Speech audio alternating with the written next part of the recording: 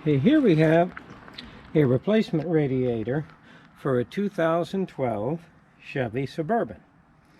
Now, this Suburban does not have the engine oil cooler, but apparently from the Chinese they say you get a cooler whether you need it or not, and this really makes no difference.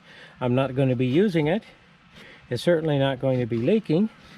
I'll go ahead and put the fittings there just for decoration, but this is the oil cooler. This is an option for this vehicle. On this side we see the transmission cooler, and here I actually have the fittings and everything that I need in a plastic bag. I also have the mounting grommets.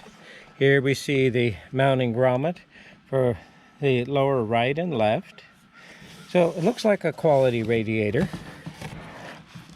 Looks like it's well made. Certainly it's inexpensive. And we're ready to put it on the vehicle. Here's the old one. Now, in classic fashion, many of this style radiator, they have a tendency to split on the side tank.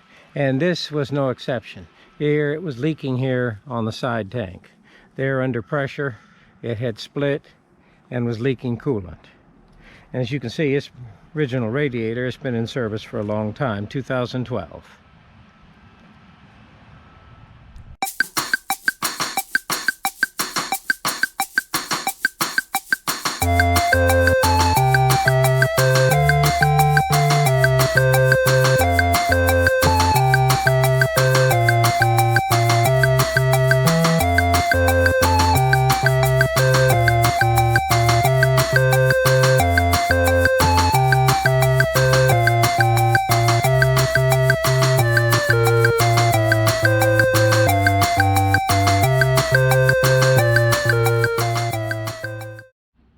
Okay, here we see the Chinese radiator.